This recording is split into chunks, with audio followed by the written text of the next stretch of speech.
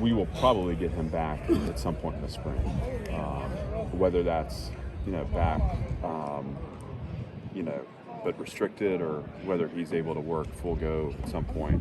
I'd be hopeful that at some point he's able to cut it loose, but he's going to have surgery, and he'll end up, depending on how he responds to surgery, being available to some capacity in the spring. Is Jake Ketchik out still? Working his way back. I mean, he's available. He just hasn't had the chance to get practice reps, and is still, probably not 100%. So it's day to day with him, but he is working his way back. Obviously, like with Braden, we haven't really seen him play defensive line in a game. What can he give you in terms of like pass rushing? I mean, is that something that you think he can make a difference in? Is he more of a run defender, or what?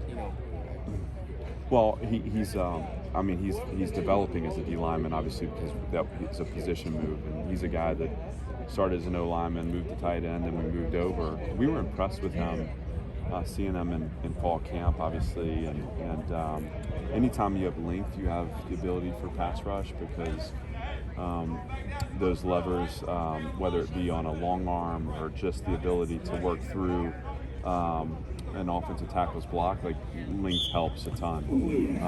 But I think also pass rushing is a skill. So, developing into an elite rusher is something we hope he can do. I think right now it's just about getting him out there and letting him play some. He's got a high motor, he's physical, he's tough, and so I think he'll certainly help us in the run defense category, and then it'll be fun to watch him cut loose and get after a little bit. You brought Jaden McGowan here more so to play in the slot. How much could it help him to not have to play outside as much anymore that Quincy is back and Yeah, I think first of all, Quincy and Gamarion strengthen us, and so to have their length out there and size is a good thing. Jaden's obviously as a freshman has had a really impressive start, and we're really pleased with what he's been able to do for us. But to manage as much as he's managed to this point is it's burdensome. So I think having him being able to focus inside a little more will free him up.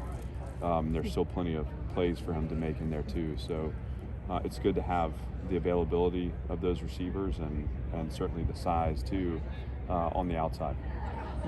You're 3 European guys. How have they sort of acclimated to this point in life as a college football player? Well, they've acclimated well. I mean, two of them are playing, fairly significant roles. Linus isn't yet, but he's been, a practice contributor, and we've been really impressed with him and excited about his future.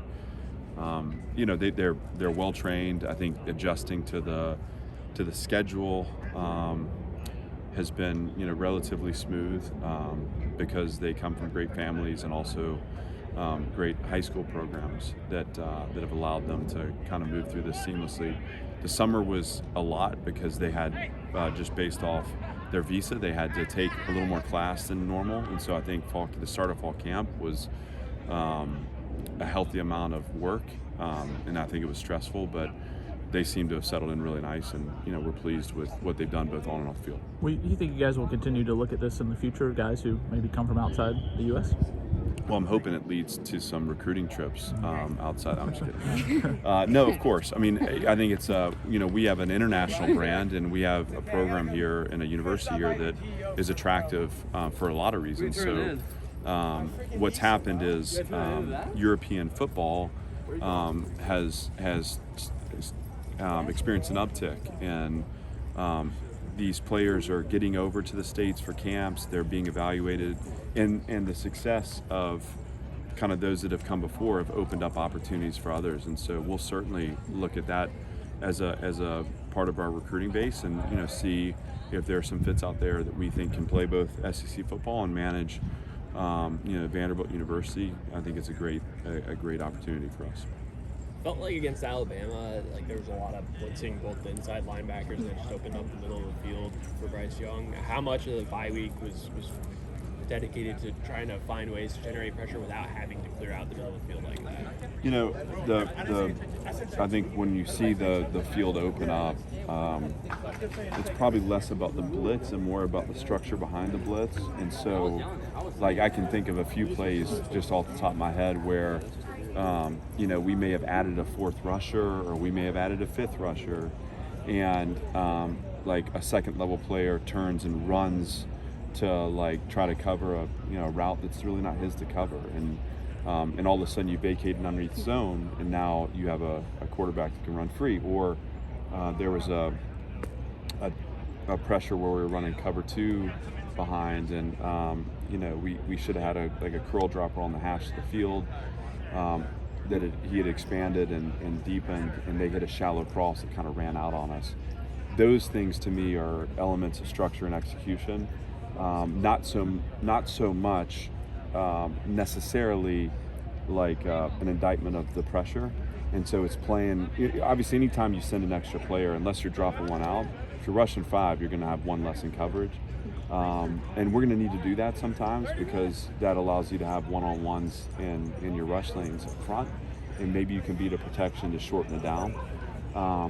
But what we have to make sure in those instances is that we're not, you know, we're structured underneath and doing our job. And in doing that, you know, it's not that balls won't be completed, it's not that quarterbacks won't escape, but you're collapsing spaces and not allowing for those to be breakout plays. You guys rate out well among the SEC when it comes to avoiding turnovers and penalties. Is there anything specific like you've been working on to kind of be clean in that aspect?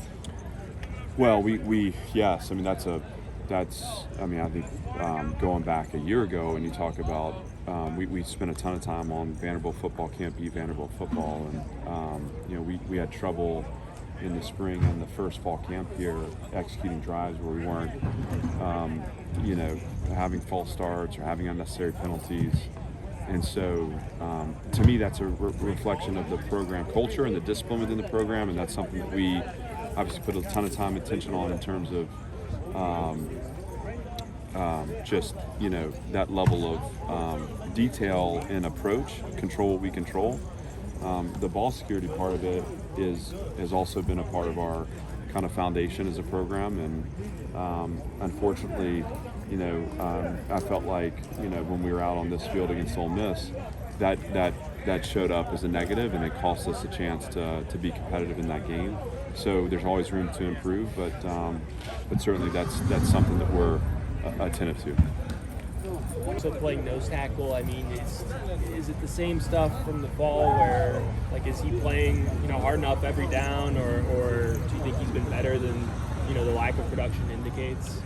He's had a solid season to this point. I think sometimes, you know, at the line of scrimmage, understand too, like, you know, we have to improve on our perimeter, because right now teams don't have to play between the tackles on us, and that is, I think that's kept the ball away from some of our, you know, our playmakers on defense, the ability to spray the ball out and around. And so the better we do on the perimeter, the more action he'll see.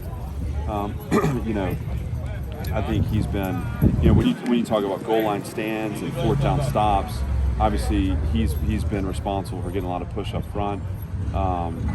He's playing more consistently than he has in the past, and so I'm excited to see he's in a process, and sometimes you go through a process and you don't get the result with the production, but if you stay committed to that process, it'll come eventually, and that's how I feel about Malik.